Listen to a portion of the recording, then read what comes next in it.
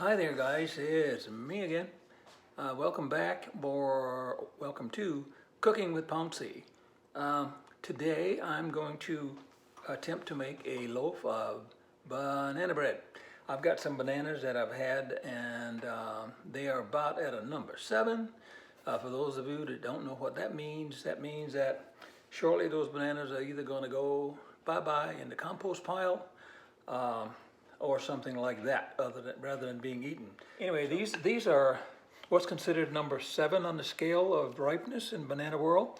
For those of you again that don't know, they start out as a number 1, and the number 1 would be then when you're in your produce department and you look at your local store, the greenest banana that you see is the number one. So in the scale of ripeness, the greenest one is number 1. I think the stores typically put them out when they're about a 2 or 3.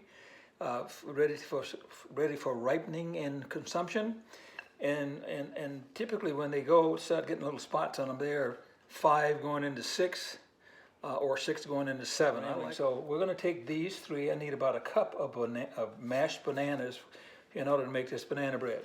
And so I'm going to be doing that, and for that this loaf of banana bread I'm going to be making, I've got some shortening here. I'm going to be using a third of a cup of shortening, I think it is. You'll have the measurements in the diagram that you get at the end of this video, I think, at about the beginning. I'm going to use some of that shortening. I'm going to use some sugar. I'll be creaming my sugar along with the shortening. A little bit of salt's going to go in there. You're going to need some salt. Certainly going to need some all-purpose flour for your bread. You're going to need a little bit of, I think it's a half a teaspoon of baking soda. Again, you'll get the ingredients in the ingredient list. I'm going to be using a couple of eggs, and I think I mentioned my flour already a little as well. I'm going to use a little baking powder as well. So, all right, and I'm going to put all this stuff together, and once I get it together, I'm going to put it in my handy-dandy baking dish, from my loaf dish here, and I'm going to bake it at about 350 degrees for about 50 minutes maybe. 55 minutes. I typically put walnuts in it. I couldn't find any walnuts at the supermarket a while ago when I went to the store. I did find walnuts, but they've got cranberries in them. I'm going to put these in there and just to see what it is. I mean, it can't hurt being banana nut cranberry bread, and that's what it's going to be. All right.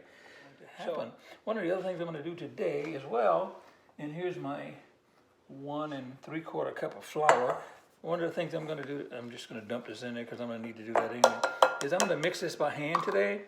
I've never done that before. I've never done that. I mean, I've not done that before. I have a mixer, KitchenAid mixer, but I'm going to try to do this today, and I'm sure you can do it. Because what about when you didn't have mixers? So I'm going to mix this by hand.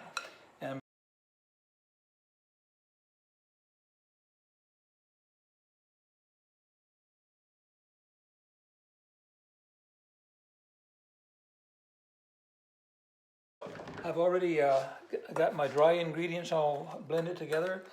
Like I said, I do have a KitchenAid mixer. I just had to use this little flexible whisk I've got here, and we'll see what happens. I've already creamed my shortening. I think it was a third of a cup of shortening, and then my sugar, which was I think a half a cup, and that's what it's meant by when I say cream it together. So I've done that. I've got to now add 2 eggs, which are raw. I'm not trying to be cute. I just remember telling you that I've got my 2 eggs in there. And 1 second. And I'm going to beat these. And I'm going to beat them up pretty good here. And I'm going to add these 2 beaten eggs to my sugar and shortening mixture, which is right here, as I just showed you. Okay. And another little kind of sort of teaching moment is a sound that you hear. I was watching a video not long ago, and someone was doing this. I was in another room from my office where the computer was, and I heard that sound. I came rushing back inside, replayed the video, just to see if I thought I heard what I thought I heard. That sounds kind of weird, but that's exactly what I did.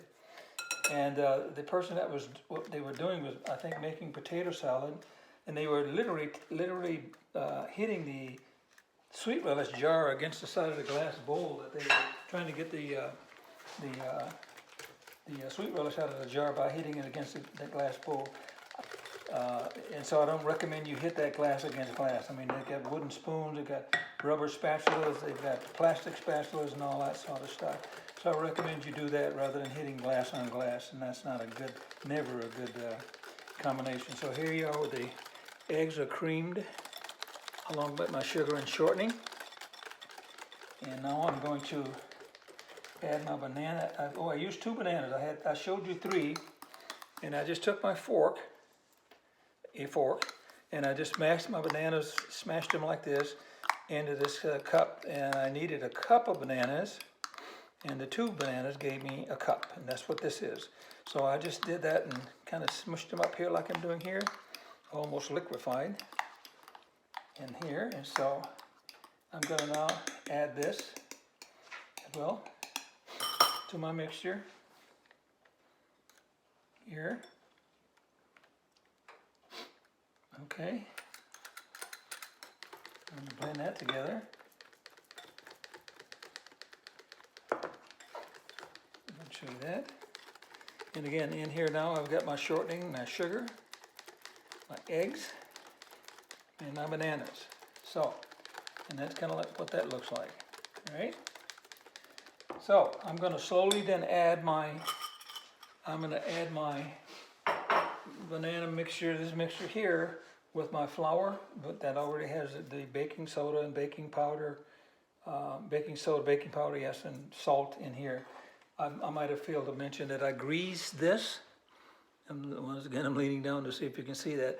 I took that shortening in a paper towel, and I liberally spread all the side of it rather than the bottom of it with that mixture, paper towel for the shortening. So anyway, I'm going to start blending this together, and I'll be doing this, and it's okay if I put this back in here, because this all is going to wind up together, right? So I'm not going to cross-contaminate anything when I do that. So I don't think I need to do that. I'm just going to spoon it into my cup, but I am going to use this in order to blend it when I put it in here, okay? And I'm going to be adding some flour, some of this, some flour, some of this, some flour, some of this, just to make sure it's all mixed properly. Let me back up a little bit, just in case you can't see what I'm doing here.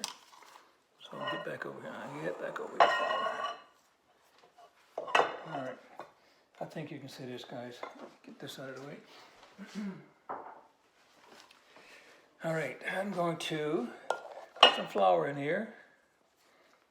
All right, and I think I'll take a different cup to do this.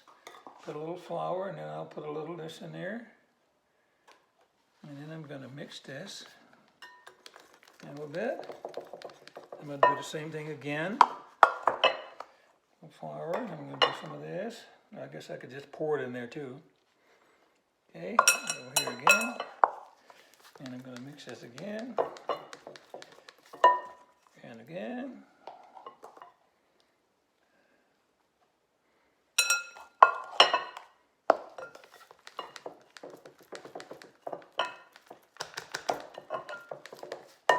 I'm going to just do this here.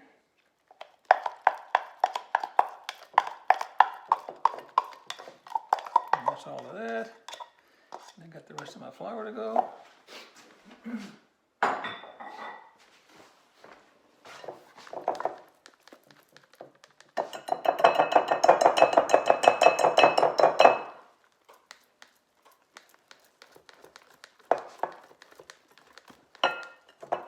to get all of that mixing it together without making a huge mess. Usually my electric mixer is doing this. And I don't like getting my hands dirty, but here we go, guys. All right, I've got to put the rest of my flour in there. I'm done with the banana mixture stuff. Just dump the rest of my flour in there. Get all of that blended together. I think I'll use this. Let's do this. Yeah, let's do this.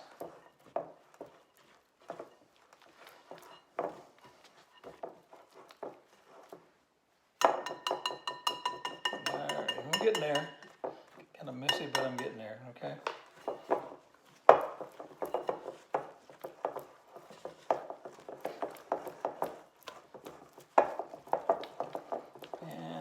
think I'm mixing it too much because the mixer mixes it even more than this with that beater going, right? So I'm hoping I'm not blending it too much. Well, we're going to see what's going to happen with this banana bread. I'm done mixing here. I'm going to put my cranberries and my walnuts in here, and I'm going to fold those in here. I would probably put a cup, but I think I'm going to, this is a 3.5 ounce package, and it was called salad toppings, but it's actually walnuts and cranberries. So I'm going to put half of that in there first and see what happens. See what happens.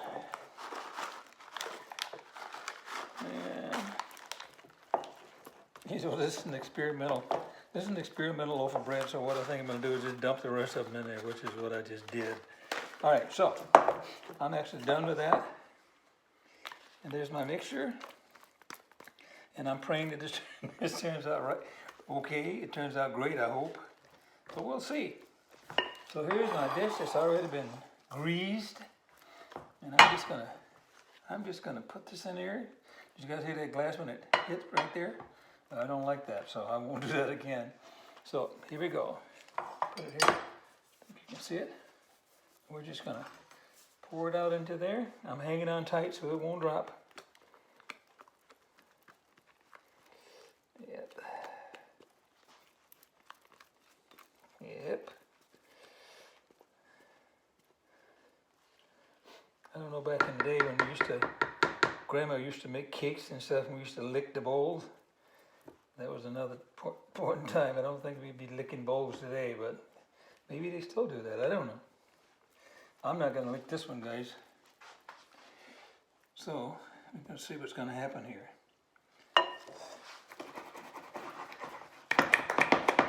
Just going to straighten it, smooth it out a little bit. Might have a little curlicue on the very top. So that's that. Oven is already ready. As I said, I think you can see the oven. I'm going to put this in the rack right here for about 50 minutes, 50, at 350 degrees. Anyway, guys, I'm back. It's been 50 minutes, 50. It's been 50 minutes on my bread here, and I'm telling you, it's looking pretty good. It's looking pretty good, guys. It's looking pretty good. There's our loaf of banana bread. I think it turned out quite well. What I did was, it's amazing.